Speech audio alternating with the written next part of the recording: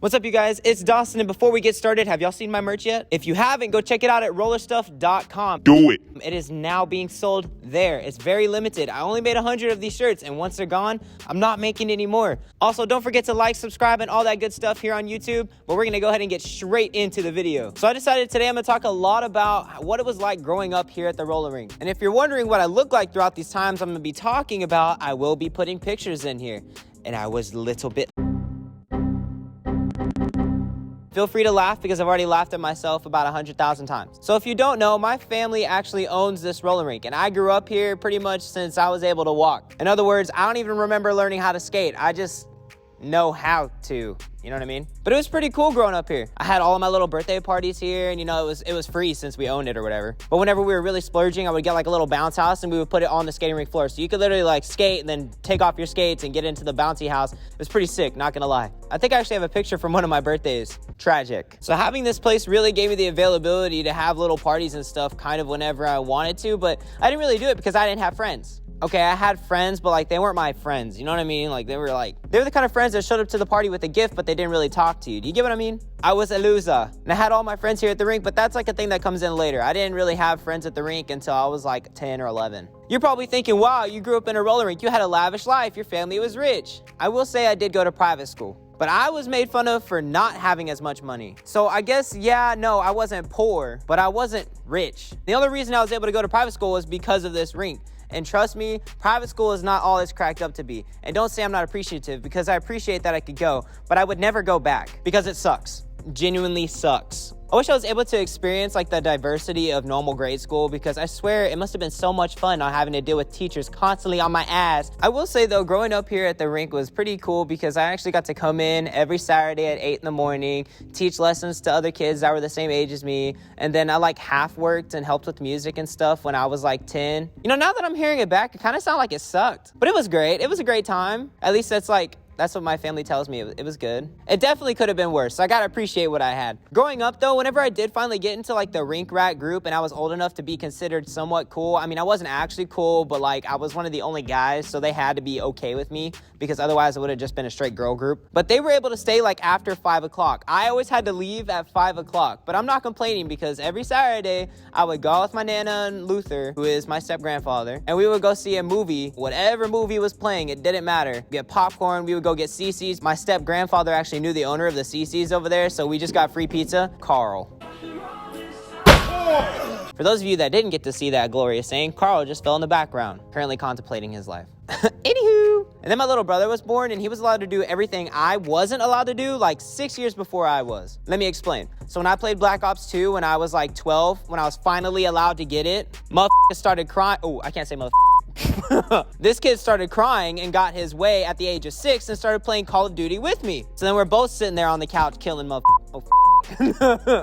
So picture this, a 6-year-old with his 12-year-old brother shooting people in a video game for like 4 hours straight. That sounds healthy, but this trend actually carried on because at the end of the day, it came down to Colton wanting to stay longer at the rink. His name's Colton, by the way. So then I was allowed to stay longer at the rink too. I was allowed to stay till close at the rink on Saturdays when I was like 15, but this bitch was allowed to stay at the age of like 10. It was all bullshit. He got everything before I did. And I know my mom's gonna watch this and she's gonna be like, that's not true. Look at me, Pam. It's true. I dropped the mic, but I don't want to pay for a new phone. So let's just pretend.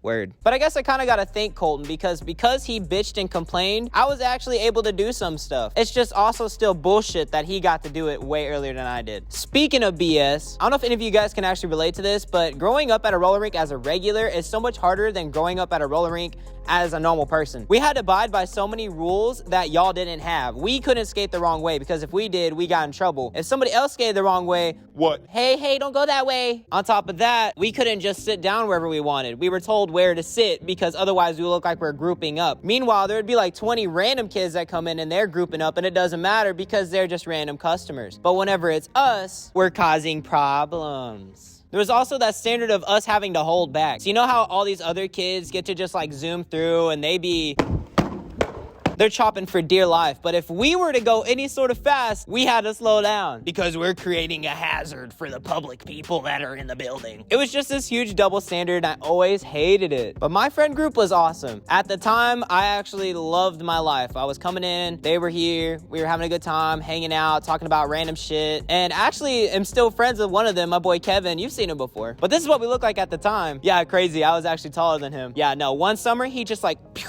like a foot and a half, dog, I swear. But growing up here at the rink with them was actually a really good time. We would dip and go get snow cones. Don't do that because you're not allowed to leave and come back. We would skate all day, and I mean all day. Like, I would go home the next day and just sleep. And growing up here actually allowed me to see a lot of different types of communities, and it showed me how one big community could be created through something that people love. And I feel like growing up here actually helped me stay out of a lot of the bad shit I could have gotten into. Like, the world is full of terrible things. By inserting myself into a rink and like staying here and enjoying the environment and waiting until I got old enough to start doing other stupid shit, I was able to create the right mindset for myself. And I didn't go do those stupid things that probably could have put me down a whole different path. I didn't join the wrong friend groups. I didn't have the wrong people around me all the time. I was in a rink every damn Saturday. All those times that I could have been getting in trouble, I was here at the roller rink instead, just having a good time, listening to music, skating in circles. People don't understand how good growing up in a roller rink could be. And I'm not talking about because I grew up here, I'm rich. I'm really not trying to flex. I'm just trying to explain to you that, like, without this rink, I probably wouldn't be who I am today. And I like who I am today, for the most part. I wish I was a little bit taller, but you know what can you do? And I got my fiance a job here whenever we were 16, and look at us now. We've been together for almost 5 years, happily. I love my life. No, we didn't meet in the rink, but working together in the same place and always being around each other between school and here, it just created this big bond. I don't know what I would do if I hadn't have had the rink my entire life. So I guess this really isn't me explaining my childhood in a roller rink. It's really more of an appreciation to my Nana and Luther too. Because without this place, without them, I don't think I would be as successful in anything I do today. I wouldn't have the same drive that I do today. Plus, the community here, again, is badass. Like, I love it. So this video took a whole different turn. I don't even know what it's really about, but I would like to say that if you have time,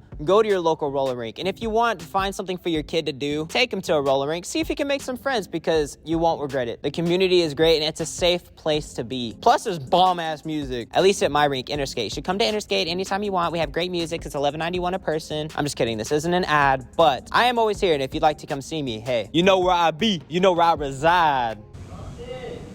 Huh? If you run over here. Can we all be in your TikTok? Yeah, just come behind me real quick. This isn't a TikTok though, it's a YouTube video. So the guys wanted to come be in my YouTube video. I was about to call it here, but hey, while they're coming over here, I do need to get better at planning my stuff out, because this video did not go at all how I planned. So I think next time I'm gonna script this shit out. Are they coming or no? This is Carl, aka DJ Weezer. We call him DJ Weezer because his name's Carl. If you don't understand that reference, where have you been? You're too young. This is Isaiah. Yeah, DJ Ice Tray. Yeah. Isaiah. Antonio's running. Damn, B. This is Antonio. Hey, TikTok. This is it. He meant YouTube. Hi, YouTube. Hello. Meet and greet. And Isaiah, Carl, Antonio, they all work here at the roller rink. Quick, hold on. Do you like it here? Do you like it here? Yeah. You're lying. Antonio, what's your favorite number, 1 through 10? 7. Why 7? Damn. Hell, I don't know. There's So basic. Lucky number 7. What's your favorite animal? a squirrel. Shut the fuck up. Yeah, you and them got a lot in common. A lot of nuts in your mouth. Oh!